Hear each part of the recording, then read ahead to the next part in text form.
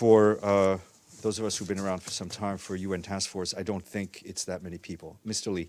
Sure. I wanted to know, I mean, whether the Secretary General, the new Secretary General, Antonio Guterres, is aware of the critique by Code Blue of the current, of even the previously announced strategies and their proposal that there be a mechanism independent from the Secretariat to initially try civilian staff charged with such crimes and then make itself available to try soldiers. Is he aware of that? I think the Secretary General is extremely well versed on this. He was briefed, obviously, during the transition.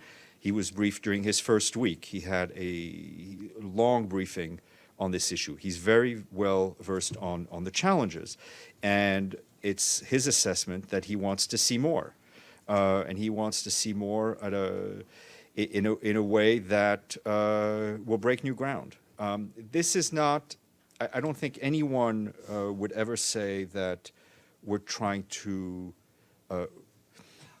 stop abuse and wipe out abuse. Any organization, whether it's the UN, whether it's football associations, whether it's any organization has had to face and will continue to face this issue.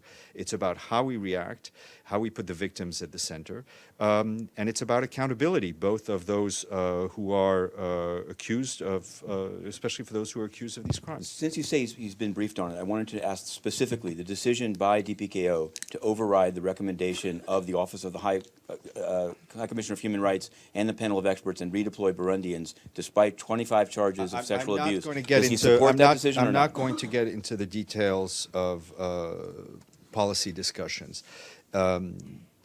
He's very much aware of the SCA issue. I think on the Burundians, we said DPKO and DFS said they would keep a close eye on it, and they will.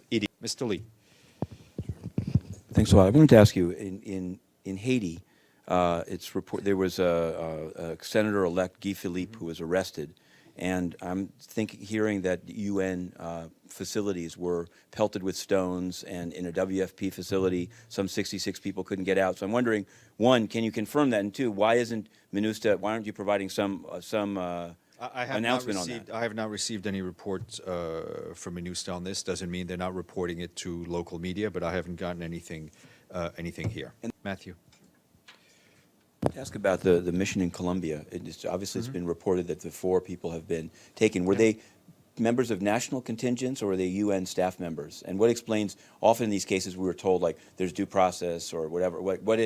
Is the video evidence so compelling? They were repatriated by their home countries. What countries did they come from?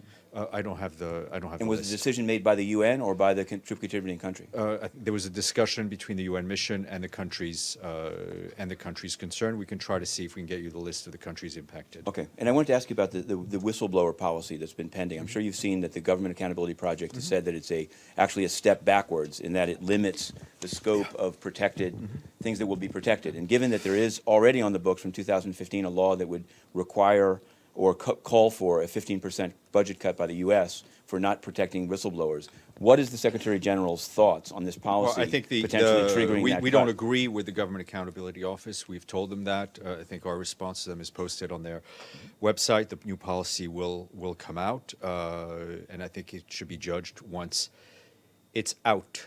But does Secretary General Antonio Guterres have any role in reviewing it, or it's just a... Well, obviously, these bulletins are put out in his name. Stefan, thank you. Got a question?